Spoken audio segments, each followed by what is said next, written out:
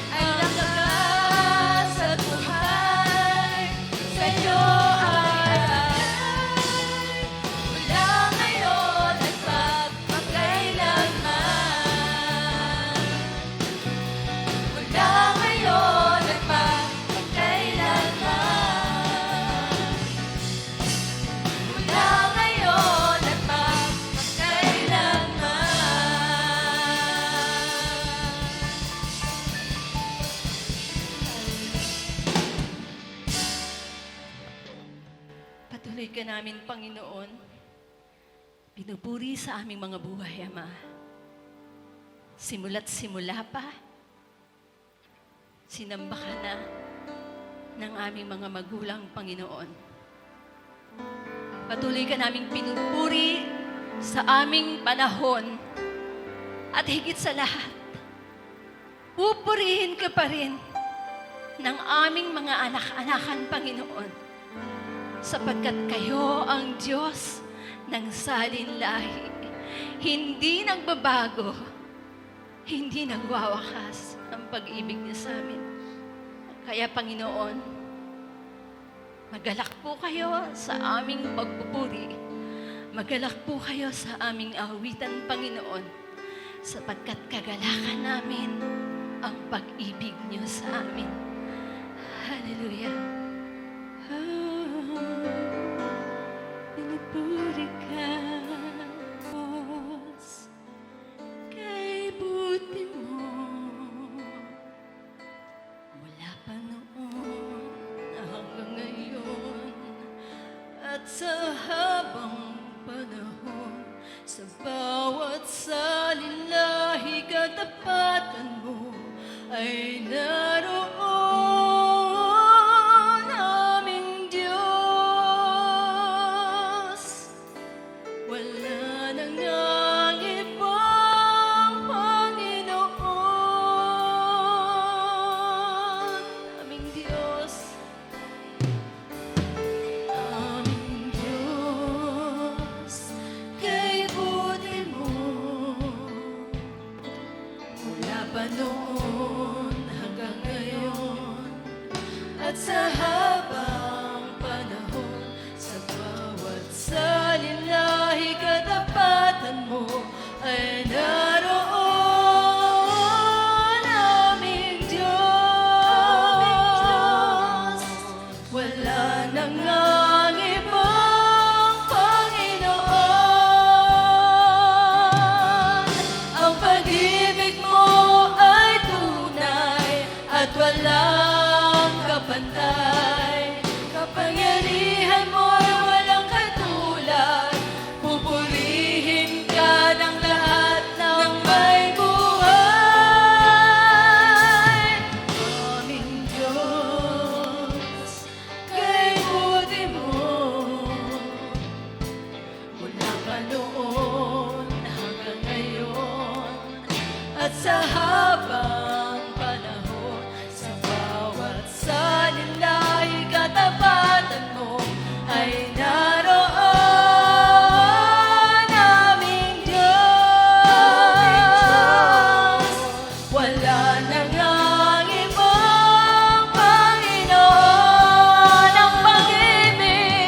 Ang pag-ibig mo ay tunay at walang kapantay. Kapangyarihan mo'y walang katulad. Pupurihin ka ng lahat ng may buhay.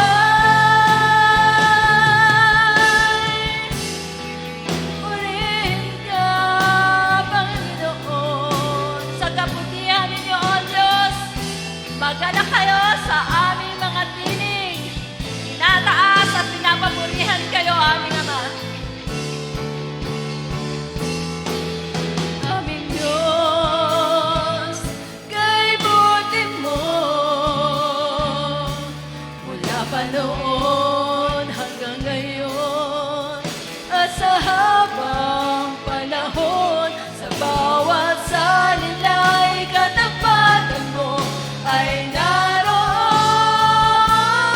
aming Diyos. Wala nang ang ibang Panginoon. Wala nang ang ibang Panginoon.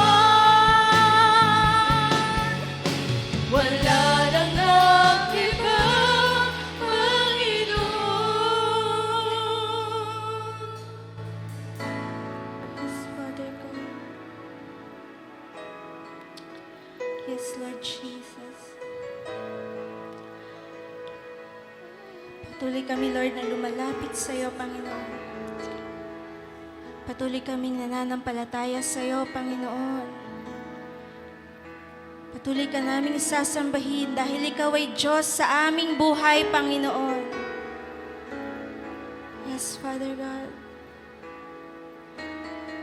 Patuloy kaming magpupuri, Lord God, sa iyong pangalan. Hallelujah, Jesus. Ikaw ang tunay na Diyos na nagmahal ng tulad namin, Panginoon.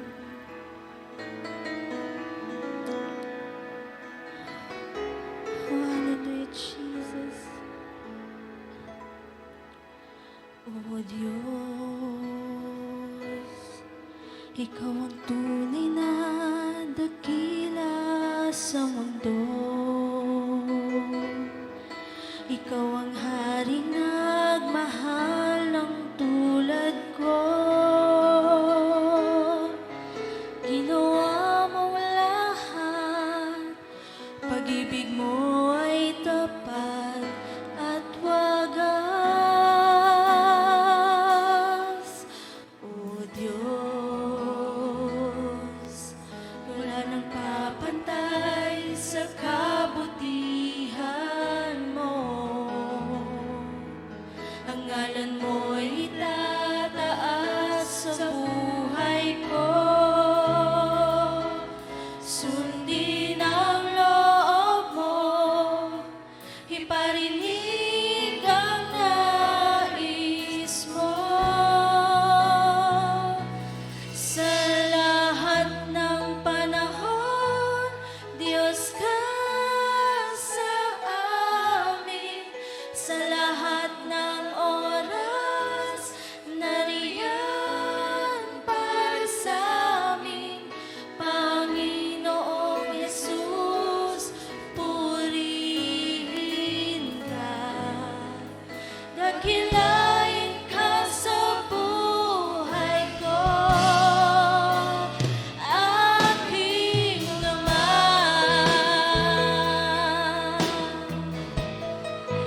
Oh, Panginoon.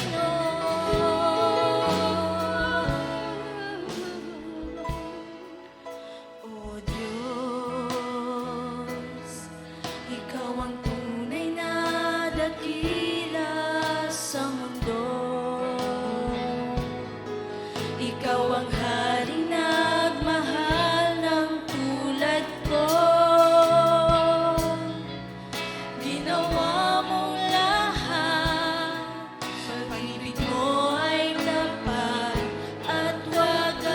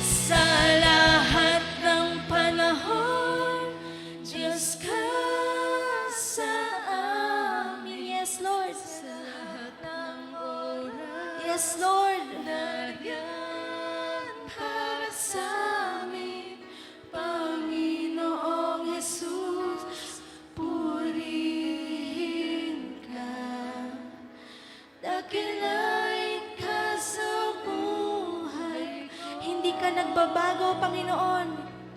Hindi nagbabago, Diyos ka sa amin, tanging sandigan, nariyan para sa amin, Panginoong Jesus, maghari ka. Magliwanag ka sa buhay ko sa lahat ng panahon, sa lahat ng panahon. Diyos ka sa amin, sa lahat ng oras, nariyan para sa amin, Panginoong Jesus, purihin ka. Dakilain ka sa buhay ko, hindi nagbabago. Diyos ka sa amin, tanging sandigan, nariyan para sa amin, Panginoong Jesus, maghari ka. Magliwanag ka sa buhay ko. O di nagbabago, hindi nagbabago. Diyos ka sa amin, tanging sandigan, nariyan para sa amin, Panginoong Jesus, maghari ka. Magliwanag ka sa buhay ko, aming Ama. Yes, Lord. Ito ang aming papuri sa iyo, Panginoon. Ito ang aming pagdakila sa iyo, Diyos. Hallelujah, Lord Jesus. Yes, Father.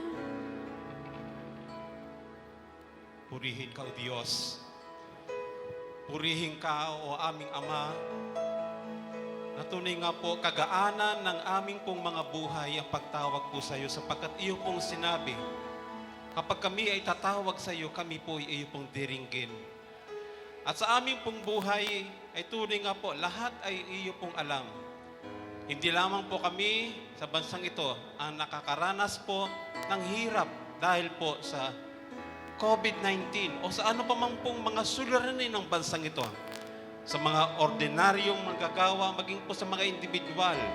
Sa bawat isa, na tunay nga po Diyos, ang nararanasan ng iyong mga anak, ng bawat mga anak mo, na tunay nga po, ito po ay iyong nalalaman. Ano po ang aming pong magagawa kung wala ka? Kaya po, sa pagkakataon nito na binigay niyo po sa amin ng pribilehiyo, na alam namin walang anumang hadlang, walang makapipigil para po kami ay tumawag sa iyo. Humingi ng saklolo na alam namin na kapag kami, O Diyos, ay dudulog, dadalangin, nariyan ka para po sa amin. Ikaw ay Diyos para sa amin. Kaya ganun na lamang po ang aming pong pagpupuri, ganun na lamang po ang aming pagsamba dahil kinikilala ka namin. Ikaw ay Diyos para sa amin. Diyos na makapangyarihan, patuloy po na makita mo kami, nagtitiwala po sa iyo, na kahit sa anumang pong mga nangyayaring ito, makita mo, O Diyos, kami ay lumalapit po sa iyo, na ang aming inaasahan ay walang iba kundi ikaw, na Diyos na tunay nga po nakakaalam ng lahat at nagpapahintulot po ng lahat. Maaring pong dumarating po sa yugto ng aming pong buhay na kami man ang siyang maapektuhan. Ngunit kami, O Diyos, ay meron po kapayapaan sa aming pong buhay dahil alam namin kung sino ang Diyos po namin. Ikaw, O aming Panginoong Hesus, na sa iyo pong pangalan, anuman ang aming ilapit, tunay nga po, Diyos, iyo kaming diringgin. Sa pagkakataon nito ay aming Panginoon tinataas po sa iyo ang tagapanguna po ng aming pong bansa, ang aming Pangulo ng bansang ito, Pangulong Rodrigo Duterte, na sa kanyang Panginoong buhay ay nakita po namin ang kanyang dedikasyon. Nakita po namin na kung saan nagnanais po siya na tunay nga Panginoon ko, ano po ang pinakamabuti po para po sa bansang ito. Maaring po meron pong mga pumipigil po sa kanya, maaring pero meron po nagdi-discourage po sa kanya, ngunit alam namin, ikaw pa rin po ang siyang mangingibabaw sa kanyang pong buhay. Ang iyong plano pa rin po at kalooban, ang siya pong mangyayari sa kanyang pong buhay, nilobo po siya na maging aming pong leader ng bansang ito. Dalangin namin patuloy unang-una po sa kanyang pong lupang katawan, ang kanyang pong physical ay pagkalooban mo po ng kalakasan pa. Ang karunungan at kaalaman ay tunay nga po magmumula po sa iyo upang Panginoon pangunahan niya ang aming bansang ito na tunay nga po na ang direksyon ay kung ano po ang ibig mo. O Diyos na dakila, nariyan po ang mga nagmamahal po sa Kanya. Nariyan po ang mga maging nagwo-worry po sa Kanyang pong physical na katawan na baka maari siya po ay magkaroon din ng karamdaman na nararamdaman po ng mga ordinaryo at up to the worst, Lord, ay kung saan sila po ay nabawian po ng buhay. Ngunit kami po ay nagtitiwala po sa iyong mga kamay. Na ngayon pong mga kamay, O Diyos, ito nga po, patuloy pong luloko po sa Kanya sapagkat alam namin, meron po siyang malaking responsibilidad sa aming bansa. Kasama po ng mga cabinet members, dalangin namin patuloy, O Diyos, ang iyo pong pag-lead po sa kanila, na tunay nga po, anuman ang kanilang mga hakbang, mga pinaplano, ay tunay nga po, Diyos, na aayon po ito sa iyo po, Panginoong layunin.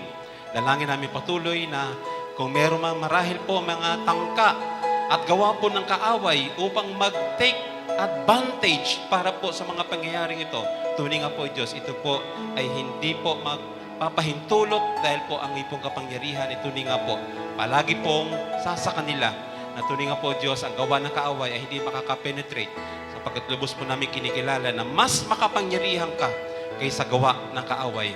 Dalangin namin patuloy, O Diyos, maging po sa mga kasama po na mga liderato po ng bansang ito, from the senators, that we know, Lord, they are doing their duties, they are doing their responsibilities because of what is happening right now, not only in this nation, but almost all over the world. Ito nga, Panginoon, nakakaranas po ng hirap, Panginoon, dahil po sa mga pandemyang ito. Even Lord, we're the congressman, we are so grateful that we have fellow believers na nangunguna po, O Diyos, sa Kongreso. At tunay nga, Panginoon, ginagawa niya ang kanya pong tungkulin bilang House Speaker, Panginoon. At tunay nga po, Diyos, alam namin, ang iyong pong mga kamay, mag-iingat po patuloy po sa kanyang pong buhay with all the rest, Lord, na tunay nga po, Panginoon, nanunungkulan sa iyo pong mga anak na tunay nga, Panginoon, ginagawa nila ito para po sa iyo pong kaluguran. Ikaw po, Panginoon, magpala with the national government, even, Lord, with the local government, as we pray with all the mayors and all the governors. Ay tunay nga, Panginoon, kayo po ang pumatagpo po sa kanila na alam namin, Panginoon, sila man din ay gumagawa, Panginoon, ng hakbang para po, Panginoon, sila po ay makatulong, Panginoon, para po sila, Panginoon, ay lubos po na maipagkaloob po nila, Panginoon, kung ano po ang pinakamabuti po sa kanila pong kinasasakupan. Dalangin namin patuloy po ang ipong pagsama po sa kanila. O Diyos na dakila, alam namin, wala pong mahirap po sa iyo. Ang lahat ay kaya niyo pong gawin. At tunay nga, Panginoon, meron po mga pamilya, marahil po, nasa kasalukuyan, ay nakakaranas, Panginoon, ng hirap po dahil po sa nawala ng trabaho, o kung sila man, O Diyos, ay may mga trabaho, very limited naman po ang mga araw na kanilang pong pagpasok. As we pray, Lord, for them, na tunay nga po, kung paano mo, Panginoon, pinapakita na ikaw ay Diyos na masagana at puno-puno ng biyaya. Igawad mo po, Panginoon, patuloy sa mga nakakaranas po, Panginoon, ng hirap sa ngayon, na tunay nga, Panginoon, na makita nila ang inyong pong kabutihan. Makita nila na kung saan, Panginoon, ikaw po hindi nagpapabayang Diyos sa mga anak mo na nagtitiwala po sa iyo. Dalangin namin patuloy, Lord, na tunay nga po ang maging agarang pong solusyon, agarang gamot para po sa pandemyang ito upang, Panginoon, maging normal para po sa amin na mga nakakaranas, Panginoon, ng pandemyang ito at muli makabalik, Panginoon, na tunay nga, Panginoon, na nararanasan ang iyo po, Panginoong biyaya, nararanasan patuloy ang iyo pong presensya, na muli magkakatipon po ang iyong mga anak sa lugar na kung sa, Panginoon, iyo pong inilalagay upang, Panginoon, ikaw po ay madakila at tunay nga Panginoon na anumang ang mga ninanais ng iyong mga anak na tunay nga po, nandun po, O Diyos, na sila po ay meron pong desire na sila po ay makapagpuri kasama po namin. Ngunit sa sandaling ito, Panginoon, ay tunay nga po, very limited pa po. But we know, Father God, you are working. Tunay nga po, kumikilos ka, O Diyos. We know that you are working. Tunay nga po na ang iyo po, Panginoon, ginagawa ay maaring pong hindi po nakikita ng aming mga mata. But we know, Lord, that you are working for our good. At tunay nga po, Diyos, sa iyo po mga kamay, tinataas po namin, Lord, even Lord, sa aming pong iglesyang ito, na tunay nga po, Diyos, sa iyo po ay nagtitiwala. Alam namin, Panginoon, na hindi lamang po ang mga ordinaryo mga pamilya, even Lord, with the church, ay tunay nga po, O Diyos, na nakakaranas din po ng mga suffering. But we know, Father God, as we have continue to trust in you, that you will never abandon us, you will never forsake us. That's how you love us. At tunay nga, Panginoon, that one day ay tunay nga po mangyayari po muli na ikaw po, O Diyos, ay patuloy po maluwalhati at ang mga anak mo na mga nagnanais po ay maaari na makaparito upang, Panginoon, aming makasama sa pagpupuri po sa iyo. Father God in heaven, kayo po nakakaalam kung ano man, Panginoon, na kanila pong mga suliranin sa oras na ito. At ikaw po ang Diyos na makapangyarihan na tunay nga po kakatagpo sa bawat isa ng iyong mga anak. Ano man, Panginoon, na kanilang mga suliranin sa oras na ito, nariyang ka, tumawag lamang sa iyo, nariyang ka. Nakikiisa po kami sa aming pong sama-samang pananampalataya. Nakikiisa po kami na tunay nga po, O Diyos, kakatagpuin mo po ang bawat tumatawag po sa iyo. Dalangin namin patuloy na kung saan ang iyo po masaganang biyaya ay patuloy na maranasan sa anumang mga pangyayaring ito na tunay nga po, ikaw ang nagpapahintulot. Kaya muli nga po, Diyos, aming patuloy na tinataas ka, aming patuloy na pinupuri ka, aming patuloy na sinasamba ka, na alam namin ikaw ay Diyos na mabuti mula noon hanggang ngayon at magpakailanman, mananatili kang mabuti. Kaya po sa lahat ng ito, Diyos, ikaw ang maghari, ikaw po ang mag-reveal ng iyong Panginoong kabutihan, maging ng iyong kapangyarihan, na sa oras na ito ay sama-sama kami na nagtitiwala sa iyo, sama-sama kami na tumatawag sa iisang pangalan na iyong pong ibinigay. Walang iba po kundi ang pangalan ng iyong anak na aming Panginoong Hesukristo. Muli nga po, Diyos, sa lahat ng ito, ikaw ay ang aming patuloy na Diyos na pinaparangalan sa pangalan po ng Panginoong Hesus. Amen, amen at amen.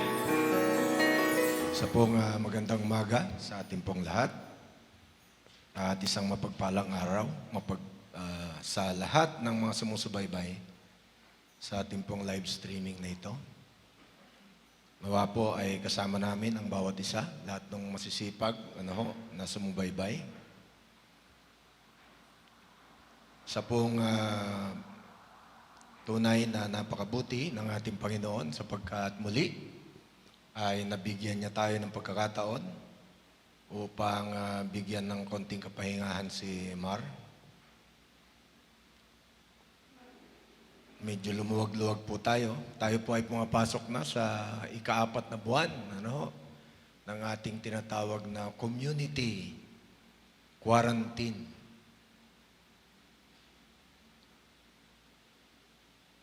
At sa tagal ng ating quarantine, ay iba-iba na naging pangalan. Meron nung General Community Quarantine, merong yung E, ano ba yung E? Enhance, community quarantine. Meron ding moderate community quarantine at merong general community quarantine. Meron pang tinatawag na lockdown, at meron pang hard lockdown, talagang hindi makakalabas ng mga bahay, yung mga tao, yung kanila pong naranasan. Katunayan, sa takot nga nung ibang tao, meron pong isang barangay sa Quezon City yata yun, na yung kanya mismong mga kapitbahay, tsaka yung member ng barangay, itinotal lockdown yung kanilang bahay, dahil pinaghinalaan siya na merong sakit na COVID-19. At sinarhan nila yung kanyang bahay, tinakpan yung ingress at saka yung egress, yung labasan at saka pasukan. ay ipinako nila yung buong mag-anak doon sa loob. Kahit may mga bata, ano ho. At dahil doon, nagreklamo yung may-ari ng bahay at nademanda yung mga gumawa nun. Ano. Kita nyo yung nagagawa ng takot sa tao. Sipin nyo, hindi lang hard lockdown ang ginawa, talagang sinarhan yung bahay nung pinaghihinalaang merong COVID-19. Ano ho. Pero sa kabutihan po ng Panginoon, hanggang ngayon, narito pa rin tayo. Ano ho. Kaya salamat po sa Kanya. Ang ating pong pangailangan ay tuloy-tuloy na Kanya pong binibigay sa lahat po sa atin. Ano ho. So ating pong tatalakayin ngayong umaga ay tungkol po sa pagiging parent, parenting. Alam niyo, nung araw po mga kapatid, nung panahon na wala pang computer, wala pang mga TV, puro radyo lang, yung mga magulang natin, natututo lamang sa paggaya doon sa kanila ring magulang. Wala pong standard na kaalaman kung papaano patakbuhin yung kanilang sambahayan. Lalo na kung hindi po sila mga mananampalataya, hindi nila nabasa sa dyaryo, sa Bible. Meron pong instruction sa Biblia kung paano patatakbuhin ng isang tao ng tama yung kanyang family. Paano niya alagaan yung kanyang mga anak, paano itatrato yung kanyang mga anak. So, ating pong pag-usapan, ano ang mga katungkulan ng mga magulang sa pangunguna ng ama ng tahanan. Ito po'y prelude natin para sa Father's Day next week. Sa pagtataguyod sa kanyang pamilya. So let us discuss the special duties incumbent upon parents. Ito po ay galing sa banal na kasulatan. Ano ba ang duty ng mga mag-asawa sa kanilang bahay? Ang ating pong talata ay mula po sa aklat ng Genesis, chapter 2, verse 24. At ang sabi po dyan, therefore a man will leave his father and his mother and cling to his wife, and they will become one flesh. Ano po? Bago po tayo magpatuloy, tayo po ay sumandaling manalangin. Ang maraming Diyos na makapangyarihan sa lahat, maraming salamat pong muli sa amin pong pagkakataon na magsama-sama, bagamat hindi mukha, Diyos, magsama-sama sa pamamagitan ng live streaming. Dalahin ko po, Diyos, kayo po nawang mabigyan ng kaluwalhatian sa gawain pong ito. Nawa po madama ng bawat isa na sumusubaybay dito po sa live streaming na ito, bagamat hindi po kami magkakasama physically, ay kasama ka namin, O Diyos, sa amin pong pag-aaral ng iyong salita. Purihin ka, O Diyos, ito pong aming samutalangin sa pangalan ng Panginoong Hesus. Amen and amen. So sabi po dyan, therefore a man will leave his father and his mother and cling to his wife, and they will become one flesh. Marami pong nakakasunod dito, pero marami rin pong hindi. Sa Pilipinas po kasi ay uso yung pag nag-asawa, nandun pa rin sa magulang. Wala pa rin sariling tahanan, walang sariling pamumuhay, kundi nandun pa rin. Pumipisan pa rin sa magulang nila, bagamat meron na silang sariling trabaho, hanap buhay, ay nandun pa rin. Sa isang banda, meron pong advantage, meron din pong disadvantage. So, hindi nasusunod yung sinasabi ng banal na kasulatan that a man will leave his father and his mother and cling to his wife. So, dapat umalis na tayo doon sa ating mga magulang at nag-uumpisa na tayong magtayo ng sarili nating family. So ano po ang responsibilidad? So when they become husband and wife, they will have to practice the following duties and responsibilities towards their children. Ano? So number 1, ano po sinasabi dyan? Parents are responsible for teaching their children about the Word of God. Ano po? Yan po ay very specific na dapat ang mga ama at ina ng tahanan, yung parents, ay tinuturuan ang kanilang mga anak ng salita ng Diyos. Ngayon, paano mo tuturuan ang iyong anak kung ikaw mismo ay hindi nag-aaral ng salita ng Diyos? Ano po? So, ito po ay parang sinasabi sa atin, dapat kabisado natin yung salita ng Diyos at alam nating ituro. Sa Deuteronomy 6:6, let these words that I'm commanding you today be always on your heart. At sa 7, teach them repeatedly to your children. Talk about them while sitting in your house or walking on the road and as you lie down or get up. Tingnan po natin ang sinasabi ng banal na kasulatan ng mga kapatid. Kailan daw natin ituturo? Unang-una sinasabi dyan, teach them repeatedly. Paulit-ulit. No? Kukulitin natin yung ating mga anak tungkol sa salita ng Diyos. At kailan ituturo? Habang tayo daw ay nakaupo, magkakasama. No? Ito pong panahon ng pandemic ay napakagandang pagkakataon para ang family ay ituro ng ama't ina sa kanilang mga anak yung salita ng Diyos. Mahaba po ang oras kasi palagi tayong magkakasama sa bahay. So habang tayo nakaupo, magkakasamang nakaupo, ay ituro sa kanila. O halimbawa, tayo magkakasama, naglalakad, tinuturo pa rin sa kanila. No? At kapag tayo matutulog na, ganun pa rin. Kita nyo, no, kung gaano kakulit ang kinakailangang pagtuturo sa ating mga anak ng tungkol sa salita ng Diyos. So while sitting, while walking, or when we lie down, bago matulog. No? Anong sabi sa Leviticus 10, verse 8? Then the Lord spoke to Aaron. At sa 10:9,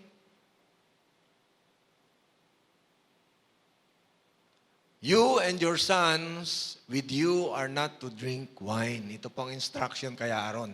Bakit po? Kasi sila po ay mga kauna-unahang pari na naglingkod sa Diyos. That is any intoxicating drink. When you enter the tent of meeting, that way you won't die. This is to be a perpetual statute throughout your generation. Tingnan po ninyo ang utos, ano ho? Kaya Aaron, sa mga kaparian nung araw, sila hindi kinakailangang uminom ng anumang uri ng alak. Ano po? Bawal. Anong parusa? Kapag sila'y pumasok doon sa tent of meeting, sa presensya ng Diyos, kamatayan. Ano? Hindi pwedeng nakainom, may papasok doon sa loob. No? Nakainom lang, kahit hindi lasing. Ano? Ngayon, ang dami pong nagdadrive na lasing. Kaya na-aksidente. Ano? Noong araw, sa mga kaparian, bawal ang uminom ng anumang klase ng alak. So, hindi ka pwedeng maglingkod sa Diyos nang ikaw ay nakainom. At sabi niya sa 10, differentiate between what is sacred and common, and between what's unclean and clean. Dapat marunong kang mag-decide, ano ba yung tama ba yan o mali ba yan? Kapag ka tayo po ay nakainom na, at medyo may tama na, minsan yung ating desisyon ay hindi na tama. Lumalakas ng loob, kahit mali ang ginagawa, ay nagagawa pa rin.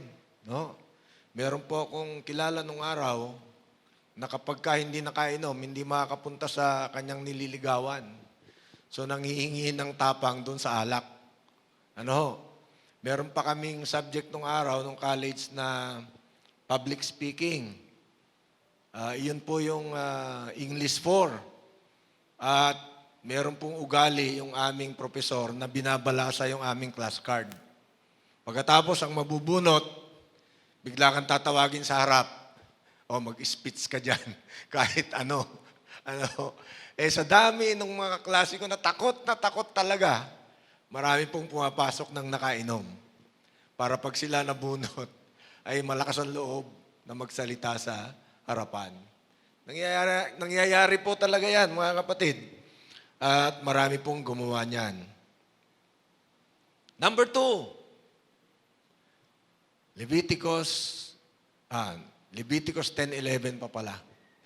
Teach the Israelites all the statutes that the Lord had commanded you by the authority of Moses. So ang sinasabi na naman po dito, ituro mo sa lahat ng mga Israelita ang lahat ng mga iniutos sa kanila o sa inyo ng Diyos sa pamamagitan ng authority ni Moises. So ito'y pagtuturo na naman po ng lahat ng mga inihabilin ng Diyos sa kanyang mga anak.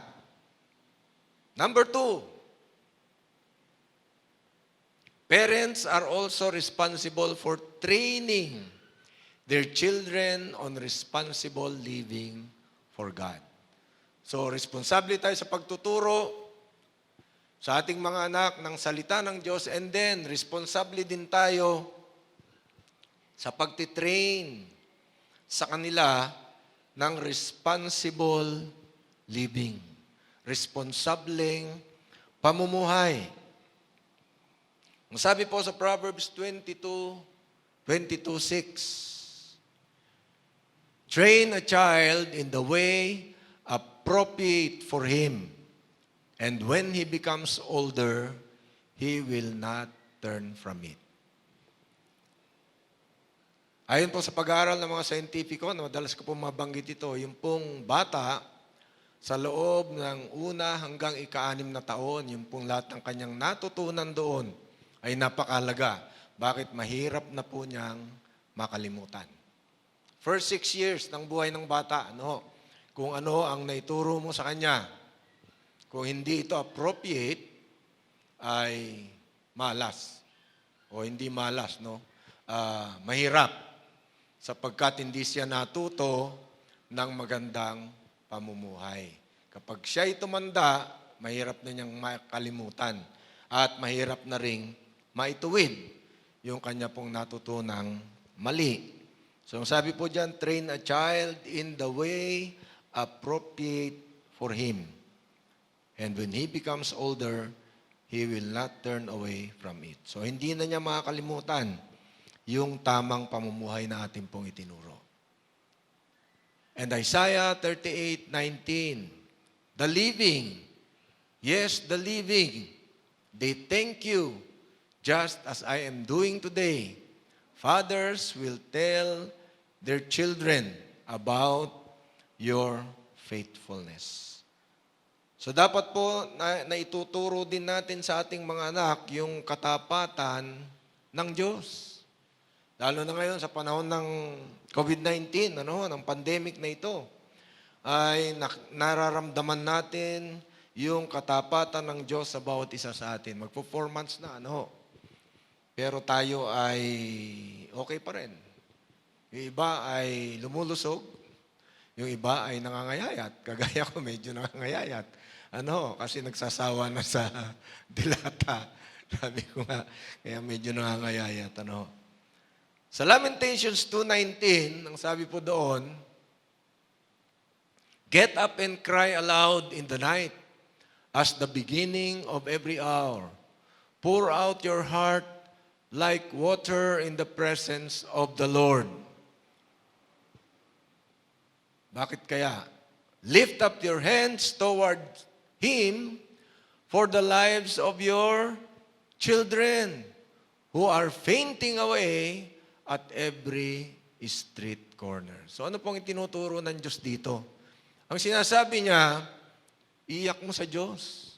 Ipanalangin mo sa Diyos ang iyong mga anak. Kasi pag sila po'y nasa labas, hindi mo alam kung sino-sino ang kanilang nakakasalamuha dyan. Ano? Hindi mo alam kung sino ang kanilang nagiging barkada dyan. Ano? Kaya kinakailangan po talagang kasamahan natin palagi ng panalangin para sa ating mga anak. Lift up your hands towards Him for the lives of our children who are fainting away at every street corner. So, kinakailangan ng matinding panalangin. Number 3, parents are also responsible to provide for their children, especially when they are still young or helpless. So, duty po ng parents, ng ama't ina, na tayo ang mag-provide sa ating mga anak. Ano? Sa abot ng ating makakaya. Sabi po sa 2 Corinthians 12:14, "Now I'm ready to visit you for a third time, and I will not bother you for help. I do not want your things, but rather you yourselves." Children, ayaw. Children should not have to support their parents, but parents their children. Totoo po yan, lalo na kung mga bata pa yung ating mga anak. Ano? Pero pagdating po naman ng araw na yung ating mga magulang ay medyo matanda na, wala na pong trabaho, retired na po, ano? So, hindi naman kailangang full support. Pero paminsan-minsan ay natutulungan din natin sila. Ano? Dahil nung tayo bata pa, tayo naman ay tuloy-tuloy na sinuportahan din ng ating mga magulang. And 2 Corinthians 12:15, yung susunod na talata, ano po? Ayaw na. Ay, nagumana. So, 2 Corinthians 12:15, "I will be very glad to spend my money and myself for you. Do you love me less because I love you so much?" Yung po sabi ni Apostol Pablo, ano? Pag dumalaw siya, kasi mga spiritual na anak po niya yung mga yon, dahil siya ang naging dahilan kung bakit sila ay tumanggap sa spiritual father na itinuturing, sabi niya, pag pumunta ako dyan, hindi ko kayo pahirapan. No? Dapat sapagkat hindi ang inyong mga pag-aari ang ninanais ko, kundi kayo mismo. Ano? So, yun po ang attitude ng isang mabuting ama.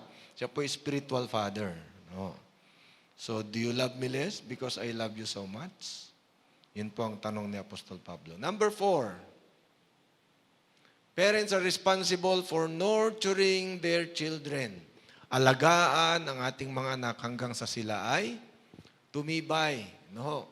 Para sila ay matuto na mamuhay ng matatag pag sila ay nagkaroon na ng tamang pag-iisip. Pero pag bata pa, dapat inaalagaan natin silang mabuti. Ano? Ano pong sabi sa Efeso 6:4? Efeso 6:4. "Fathers, do not provoke your children to anger, but bring them up by training and instructing them about the Lord." So, may training, may instruction, gaya po para sa Panginoon. Ano? Si Jesus Christ, ang Panginoong Jesucristo, ang tatay po niya ay si Jose. Ano pong trabaho ni Jose? Karpintero. Kaya si Jesus Christ ay isa ring karpintero. Ano? Bago siya magministeryo, ay isa siyang karpintero muna. Ano? At sabi po sa Colossians 3:9. Colossians 3:9. Ayaw pa rin. Ayan. 3:19. "Husbands, love your wives and do not be harsh with them. So hindi lang po yung ating mga anak ang dapat minamahal po natin, pati rin yung ating mga asawa, yung ating asawa, no, hindi mga asawa lang, isa lang. No, baka isipin marami. Kaya isa lang. Ano? So husbands, love your wives and do not be harsh with them. Ano naman po ang utos sa mga children? Colossians 3:20, children, obey your parents in everything, for this is pleasing to the Lord. So give and take po yan. Ano? Hindi lang duties and responsibilities ng magulang, meron ding responsibility sa asawa, sa asawang babae, sa asawang lalaki, at meron ding responsibility ang mga kabataan, yung mga anak, para sa kanilang magulang. Ano? And Colossians 3:21, fathers, do not make your children resentful, otherwise they'll become discouraged. So, wag nating masyadong pahirapan din yung ating mga anak. Ano? At baka daw sila ay maging resentful pagdating ng oras. Ano? At sila po ay ma-discourage. Number 5, parents are to control over their children. Are to have control over their children. So, meron din pong disiplina dapat. Ang mga magulang ay dapat sila ang merong katungkulan para i-control yung kanilang mga anak, lalo na pagka bata pa. Ano? Pero pag nasa tamang edad na, bagamat wala tayong control sa kanila, pero at least yung ating pong mga naituro ay nandun pa rin. At yung mga children naman natin, kahit may edad na minsan, ay humihingi pa rin ng payo sa kanilang mga magulang. Kasi nakita nila pag naturuan sila ng maganda, hanggang sa pagtanda nila ay gusto pa rin nilang humingi ng payo sa ating mga magulang. 1 Timothy 3:4, he must manage his own family well and have children who are submissive and respectful in every way. Dapat maging magalang yung ating mga anak, nire-respeto ang kanilang mga magulang. Ano? Ano pang sabi sa mga ministers? 3:12, ministers must be husbands of one wife and must manage their children and their families well. Kapag tayo po'y naglilingkod sa Diyos, dapat po ay isa lang ang ating asawa. No? Husband of one wife and must manage their children and their families well. Number 6, it is the duty of all parents to love their children. Yan. Isa pong talagang tinuturo ng Panginoon na duty ng magulang ang mahalin ang kanilang mga anak. Gaano tayo kamahal ng Diyos na ating Ama sa Langit? Ano? Na siya nating example ng pagmamahal. For God so loved the world that He gave His only begotten Son. So, gaano po kamahal ng Ama yung kanyang anak? Mahal na mahal. Pero, ipinagkaloob niya upang tayo ay maligtas. Ano? Upang magkaroon ng dahilan para tayo ay mapatawad. Titus 2:4, they should encourage the younger women to love their husbands, to love their children. So, yung mga asawang babae, dapat po ay mahalin nila yung kanilang asawa at ang kanilang mga anak. Sa Luke 10:27, he answered, you must love the Lord your God with all your heart, with all your soul, with all your strength, and with all your mind. And you must love your neighbor as yourself. So, hindi lang children, hindi lang asawa, lalong-lalo na yung Diyos ay dapat nating mahalin with all our heart, with all our soul, with all our strength, and with all our mind. And you must love your neighbor as yourself. Number 7 po, how do you correct a child? Kapag ka nagkakamali yung ating mga anak, paano natin sila i-correct? No? Proverbs 13:24, Whoever does not discipline his son hates him. Minsan po, dahil mahal na mahal natin yung ating mga anak, no? Ayaw nating disiplinahin. Ayaw nating umiyak. Ano? Lalo na kung bata pa, tang kulit-kulit. But whoever loves him is diligent to correct him. Pag mahal mo talaga ang anak mo, i-correct mo yan. Ano po? At sa Proverbs 19:18, sabi po dyan, discipline your son while there is still hope, but don't set your heart on his destruction. Kapag hindi mo po na-disiplina, yung iyong anak habang bata pa, pagdating po ng panahon, distraction po yan. And Proverbs 22:15, a child's heart has a tendency to do wrong, but the rod of discipline removes it far away from him. So ano po yung rod of discipline? Pamalo. Ano? Yung aking apo ay merong ang tawag doon, rod of discipline, no? Pamalo siya na nabibili sa kaya ko sa binili nung anak ko yun na magaang lang siya. Pag ipinalo mo, medyo mararamdaman mo, masakit, pero hindi siya bumabakat. Walang marka.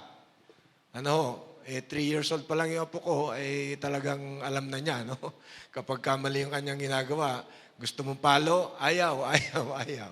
So, takot na takot na agad, Doon sa palo, sa disiplina. So, yan po ang sabi sa 22:13. Ano po sabi? Proverbs 22:13. Don't withhold discipline from a child. If you punish him with a rod, he won't die. Pag ang ating pong pagdidisiplina, pamamalo ay nasa tama, Pag kayo'y galit na, wag ko kayong mamamalo. Kasi wala na akong kontrol yun. Ano po? So mamalo kayo ng anak nyo pag bata pa, pero nasa tamang huwisyo pa rin kayo, Kasi mayroong magulang, wala na sa huwisyo, galit na bago mamalo. Hindi na po tama yun. Kasi kung saan-saan na tinatamaan yung bata, pwede tayo ma-demanda ng child abuse. So dapat nasa tamang pag-iisip ka at tamang pagdidisiplina pa rin. So do not withhold discipline, wag nating tigilan ng disiplina at mamalo tayo nasa tamang pamamaraan. Nung bata po ako ay naranasan ko po yan, yung pinadadapa ng nanay pag may nagawa kang kalokohan, dapa. Sa takot mo namang mapalo, ayaw mong dumapa. Dahil ayaw mong dumapa, pinapalo ka na. Imbis na isang tama lang yung tama mo, marami. Dahil sa ayaw mong dumapa. Pero pag dapa mo, isang palo lang. Yun lang pala yun. Isa lang. Pero dahil nga takot ka, ayaw mong dumapa. So dumadami tuloy. So ganun po ang disiplina ng magulang dapat sa anak. Nasa tama. So ano pong summary ng ating pong diniscuss? Unang-una, parents are responsible for teaching their children about the Word of God. Number 2, parents are also responsible for training their children on responsible living for God. Number 3, parents are responsible to provide for their children, especially when they are still young or helpless. Number 4, parents are responsible for nurturing their children, alagaan hanggang tumibay. Number 5, parents are to have control over their children. Number 6, it is the duty of all parents to love their children. And number 7, how do you correct a child? Para pa sa ating conclusion, mga kapatid, my brothers and sisters in Christ, parenting is not easy. Lalong-lalo na nung araw. Mabuti nga po ngayon, meron ng mga seminars, Parenting seminars. Kung nakadalo na kayo, Meron ng mga libro na pwedeng basahin.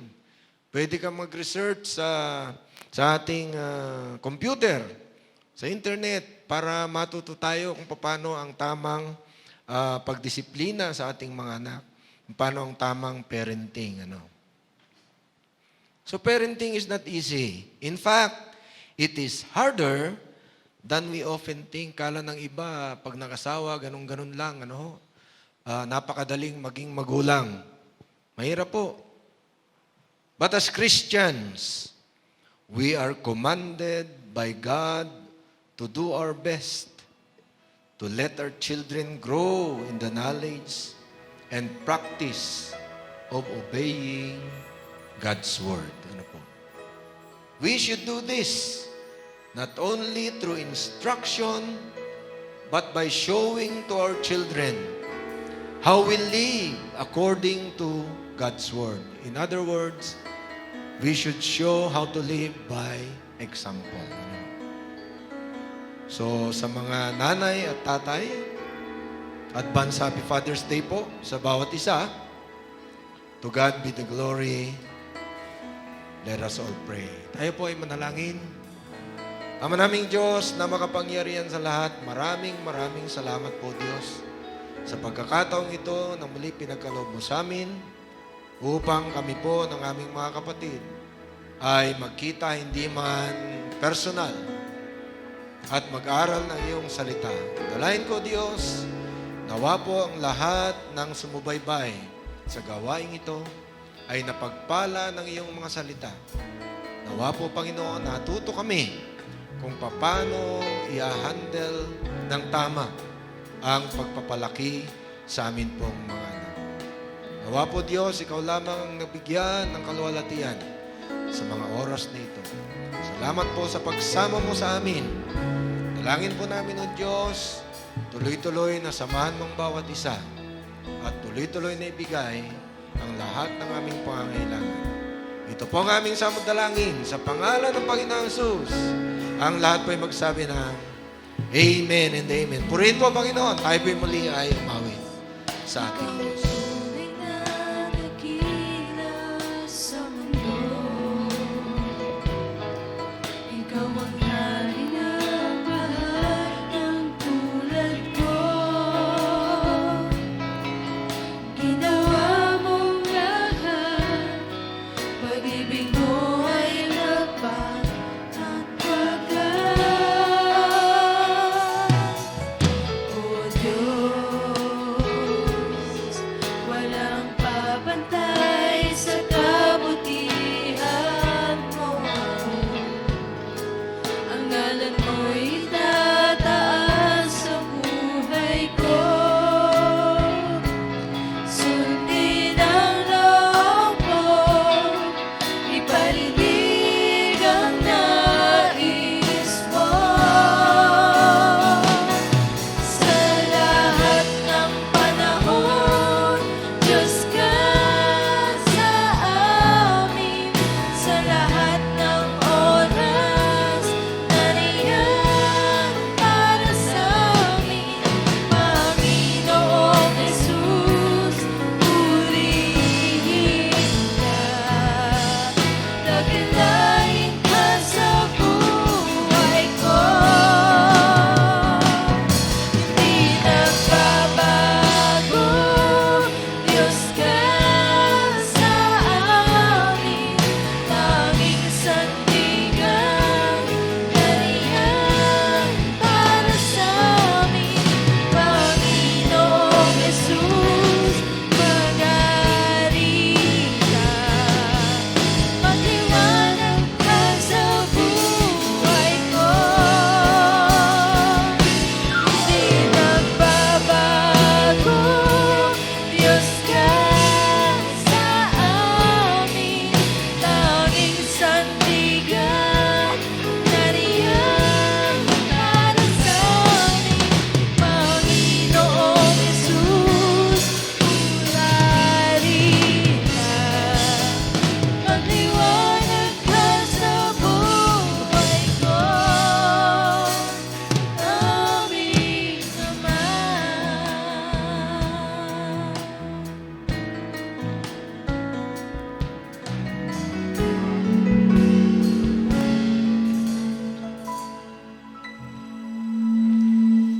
Amen. Praise the Lord. sa mapapalang umaga po sa bawat isa. At maraming salamat sa Lord sa buhay po ng ating pastor sa kanya pong mensahe. At next week nga po is Father's Day na. Amen. At tayo po'y dumako na sa ating announcement. At bago tayo dumako sa ating announcement, gusto po rin namin extend ang aming pong pasasalamat sa lahat ng mga kapatid na patuloy na pinagpapala ng Panginoon at patuloy na tumutugon with regards sa giving, their tithes and offering.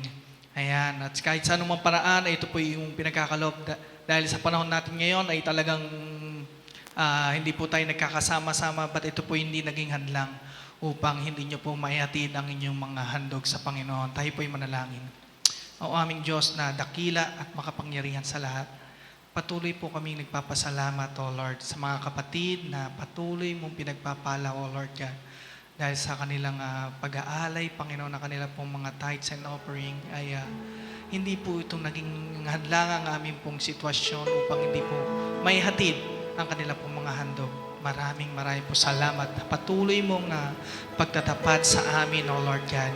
At dalangin po namin sa mga pinagkukunan ng mga sources of income, O Lord, ay patuloy mong pagpalain ang kanila pong mga trabaho, ang kanila pong mga businesses, O Lord. Ngayon din po, Panginoon, ng mga kasama nila sa kanila pong trabaho, O Lord God.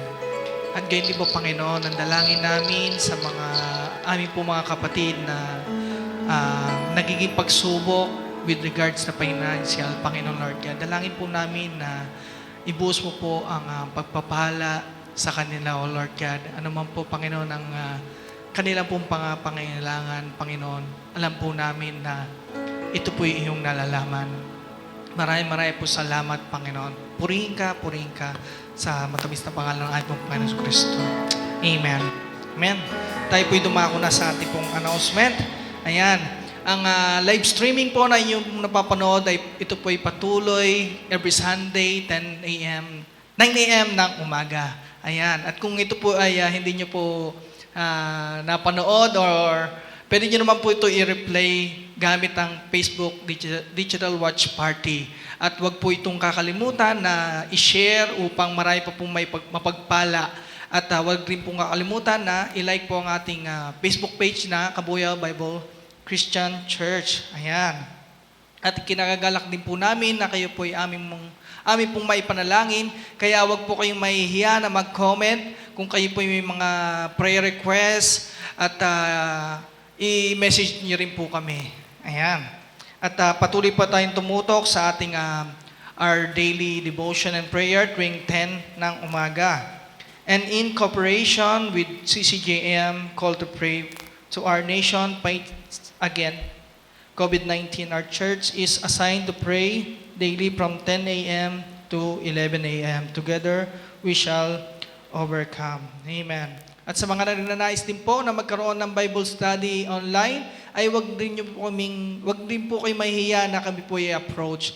Ayan, pwede niyo po kaming i-message or may pag-ugnayan sa ating mga per area group chat. Ayan, maraming po salamat. Pagpalain po kayo ng ating Diyos na buhay. At dumako na po tayo sa ating closing prayer and benediction. Tuwagin ko po si Pastor Benny.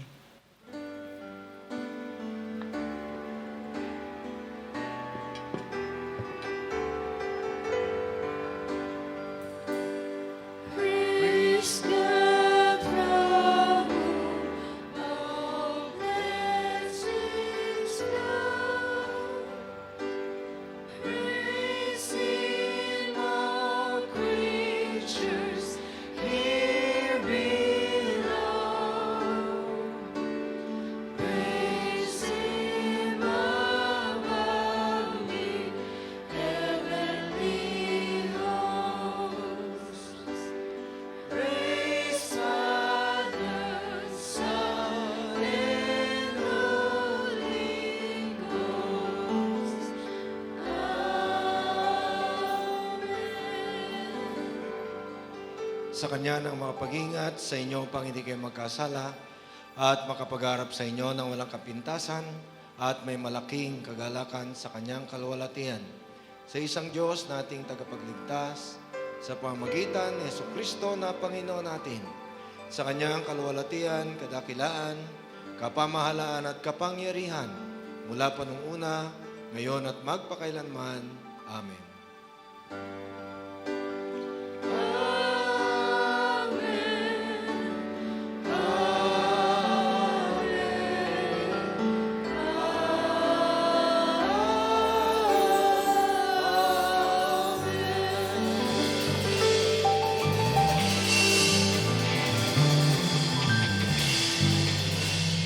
Yan. Sa atin pong muling pag-iwa-hiwalay, huwag po natin kakalimutan na hindi tayo nag-iisa, kasama po natin ang Diyos. Sawitan natin Panginoon.